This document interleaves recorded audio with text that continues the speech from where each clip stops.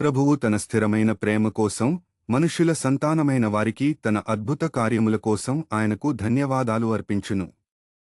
8 ఫిబ్రవరి 2026 ఆదివారం. ఈ ఉదయం మన ధ్యానం కోసం నేను ప్రవక్త యెషయా గ్రంథం 42 అధ్యాయం 2 ఆయతను ఎంచుకున్నాను. ఆయన బాహ్యంగా కేకలు పిడుగుదలు చేయడు లేదా తన స్వరాన్ని ఉన్నతం చేయడు లేదా రోడ్లలో దానిని వినిపించడు. శుభ ప్రభాతం స్నేహితులారా. ప్రభువు సేవకుడు దేవుని ఉద్దేశ్యాన్ని నెరవేర్చడానికి వచ్చాడు.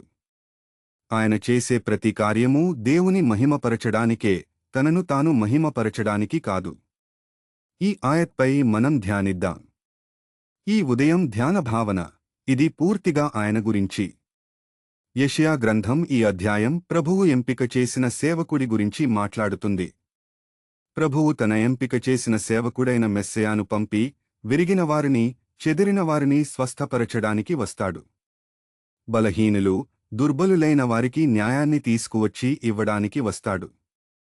నొప్పి, వేదనలు అనుభవించే వారి జీవితాలను మార్చడానికి వస్తాడు. ప్రభువు ఉద్దేశ్యాన్ని నెరవేర్చడానికి వస్తాడు, అంటే విరిగిన హృదయులతో ఉండటానికి, దుర్బలతను అనుభవించే వారిని స్వస్థపరచడానికి. ఇలా చేస్తూ ఈ ఆయత్ చెప్పినట్టు ఆయన బాహ్యంగా కేకలు పిడుగుదలు చేయడు లేదా తన స్వరాన్ని ఉన్నతం చేయడు. రోడ్లలో దానిని వినిపించడు. ఆయన తన గురించి కాదు, తనను ప్రకటించడానికి, తనను చూపించడానికి, తన గురించి మాట్లాడడానికి, ముందుకు నిలబడి తన చేసిన కార్యాలకు క్రెడిట్ తీసుకోవడానికి ఇక్కడ లేడు. ఆయన చేసే ప్రతి కార్యమూ ప్రభువును మహిమపరచడమే, దేవుని సంకల్పాన్ని నెరవేర్చడమే. ఆయన చేసే ప్రతి కార్యమూ ఈ లోకంలో దేవుడు ఆయనకు కల్పించిన ఉద్దేశ్యాన్ని నెరవేర్చడమే. అంటే రోగులను, విరిగిన హృదయులను స్వస్థపరచడం, బలహీనులు, దుర్బలులైన వారి జీవితాలను మార్చడం. ఇందులో ఆయన తనకు ఎటువంటి క్రెడిట్ తీసుకోడు. ప్రతి విషయంలో ఆయన ప్రభువును మహిమపరుస్తాడు.